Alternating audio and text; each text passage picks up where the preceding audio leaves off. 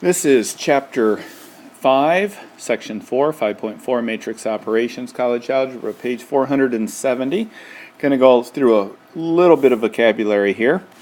Whenever we're talking about a matrix, we are going to use a capital letter to determine which matrix we're talking about. So, for instance, if this is matrix A, we'll call it capital A. And then we've got all the different parts in here, all of the different entries. So let's say we have an entry here. We're going to call it row 1, column 1. So that's not A sub 11, that's A sub 1, 1. So if I have 4 columns and 3 rows of 4, this row right here is going to be row 3, column 3. So A sub 3, 3. Okay? 2 matrices are equal if they have the same order and corresponding entries are equal, meaning that this particular one is a 3 by 4. So another matrix is equal to that if it also has a 3 by 4 and all of the numbers, all of the entries inside here are the same as in the other one, then they're equal. If we're going to add matrices together, or 2 matrices, let's say that we have negative 5, 0, 4, and 2, and let's say that's matrix A, and matrix B may be 6, 2, negative 3, 3. Okay, if I want to add those, I'm going to say what is A plus B. And in order to add those, I'm going to take the negative 5 and add it to the 6, 0, add it to the negative 3, 4 to the 2, 2 to the 3, and I will get a matrix that looks like this. Negative 5 plus 6 is 1, 0 plus negative 3 is negative 3, 4 plus 2 is 6, 2 plus 3 is 5. And that's how you add those. Subtraction would be the exact same way, only you would subtract the numbers instead of adding them, obviously. And one of the things that's important to understand is the 2 by 2 and 2 by 2 have to be in both matrices or you can't add them. I cannot have something like 5, negative 6, negative 3, 4, and negative 4, 1. I cannot add these because what do do I add 5 to the negative 4 or 6 to the negative 4? Okay, so it has to, if this is a 2 by 2, this one has to be a 2 by 2 to add or subtract. If I'm going to talk about the opposite of a matrix, let's see here. I am going to have numbers such as 1, 0, 2, 3, negative 1, 5. Okay. The opposite of this would be negative A. So instead of A equals, it'd be negative A, which is the opposite. And I'm just going to put negative 1, 0, negative 2, negative 3, 1, negative 5. Okay, so that would be the opposite or the additive inverse of those. And what happens then is if we add these two together, we're going to get a 2 by 3 matrix with all zeros in them. So whenever you get all zeros, when you add them together, you know you added the opposites. And when you get all zeros in a matrix like that, it's called a zero matrix, obviously. Okay, next part on here, page 473, is called scalar multiplication. It's different than regular multiplication. So let me show the matrix here. Negative 3, 4, 0, 5. And let's say that I want to multiply that matrix times 3. So I'm going to say, what is 3a? So that's going to be 3 times the matrix.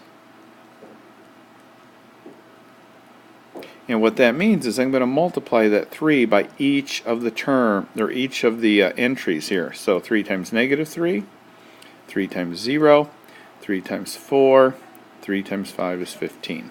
Okay, so that's how you do the multiplication. Looking at a story problem, top of page 474.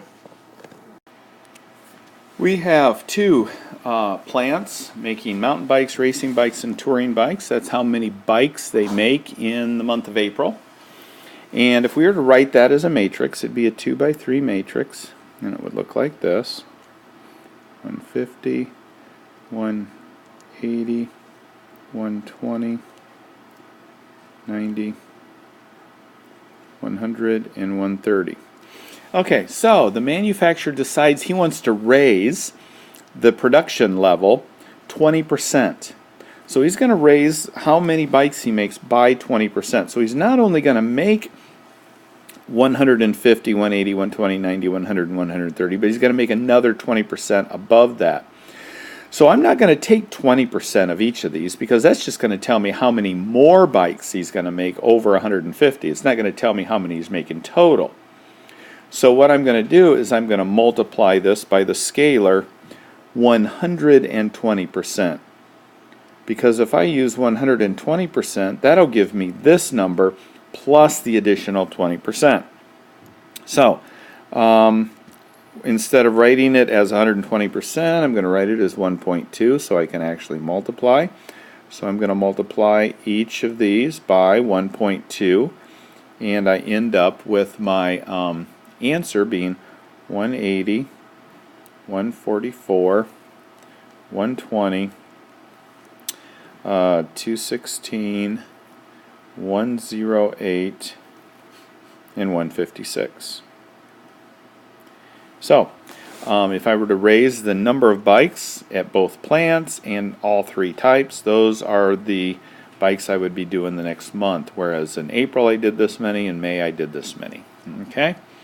So products of matrices. This next section here is where we're going to start multiplying matrices, which is different than what we just did, because what we just did was scalars. We multiplied everything by the same number. Now what we're going to do is we're going to take a matrix like A equals 3, 2, 1, 0, negative 1, 3, and we're going to multiply that by, to B, 1, 6, negative 5, 3, negative 2, and 4. Okay, let me make that 5 a little bit better there. So if I say, what is A, B? That means, what is it when I multiply those two? So the first step to multiplying A, B is to, first of all, let's name the matrix. This is a 2 by 3, and this is a 3 by 2. And the reason I do this is twofold. One is, if the two numbers here closest to each other, the two inside numbers are the same, then I can actually multiply these two matrices. If those numbers are not the same, I cannot multiply them. So that's your first step. Second step is to look at the outside numbers. They don't have to be the same, but what those two outside numbers is, they tell you what the answer matrix is going to be. So my answer, when I multiply this times this, is going to be a 2 by 2. So a 2 there and a 2 there. So whatever your two outside numbers are, that is what your matrix is going to be, your answer. And don't switch those around. Make sure this one here is the first one, this one here is the second one. You cannot switch those around. They have to be in that order. Okay, so we know we're going to get a 2 by 2 matrix. All right, so let me erase all this stuff and make room for finding the answer here when we actually multiply.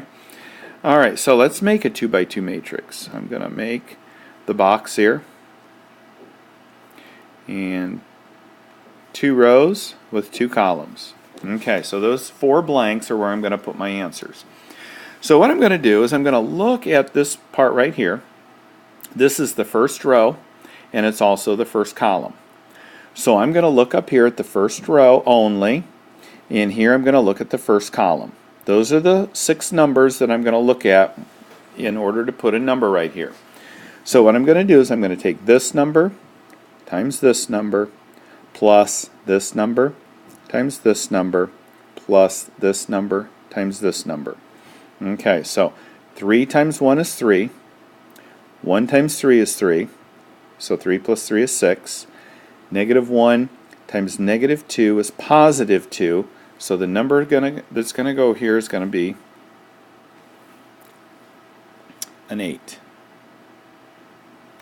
Okay, so what I did, again, is I took this number times this one, 3 times 1, plus 1 times 3, second number, and then the negative 1 times negative 2. So I'm going to add that, and that together, and that's where I got my 8 right there. Okay, so let's look at the next one. Let's look at what goes here. So I'm in the first row, second column. First row, second column. So I have 3 times 6, 1 times negative 5, negative 1 times 4. So let's write those down in red here. 3 times 6 plus 1 times negative 5 plus negative 1 times 4.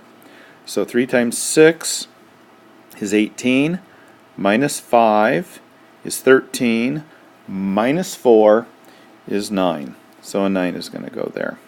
Okay, so now let's look down here at this one. Second row, first column. Second row, first column. So I'm going to take 2 times 1 plus 0 times 3 plus 3 times negative 2.